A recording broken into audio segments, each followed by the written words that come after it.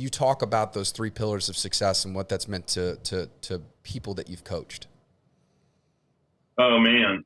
Well, first of all, Rod, I don't know if you remember this or knew the context of it, but the first time I ever did a public training on the 3 legs of success, you were there, and it was in Orlando. I remember exactly where it was. Yeah, and I think it was 2007, maybe late 2006. But so it was an idea I had been developing through observation, and so here it is.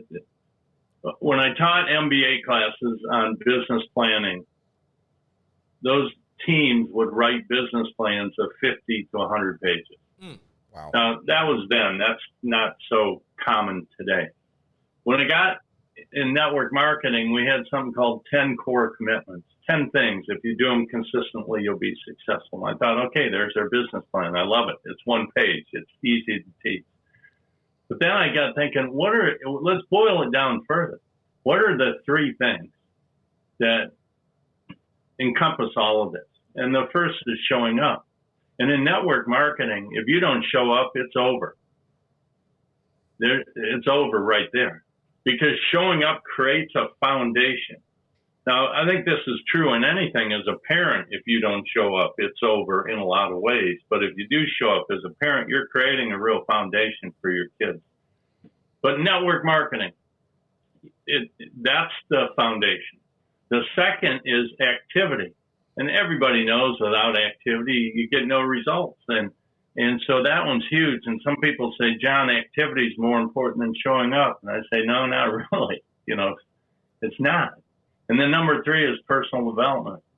And it goes back to what you were saying, Brett, to become more, or to have more, I must become more. I'll only grow or succeed to the level of my own personal growth. So it's interesting when you look at the 3 legs, think of a stool, 3 legs, or think of a sandwich.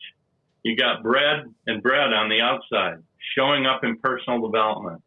And then the activity that leads to the money and the people, that's in the middle. But it's being held together by the bread.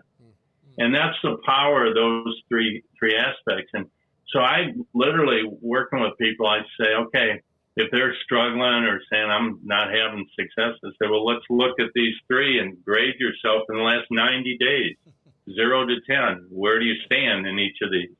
And they'll grade themselves. Well, I didn't have that figured out in 2007, or I had that, but the next piece I added around 2010. What's the quality of your showing up? What's the quality of your activity? And what's the quality of your personal development? And now grade yourself there. And that scorecard is going to tell you everything. God. So I'm laughing because we're all laughing. John, we're not. Because you guys talk about this all the time. I mean, we do the exact same thing still to this day. If somebody wants to understand why they're not getting the results, it's simply a matter of going back to, we call it the 3 pillars, right? The 3 pillars of success. Like,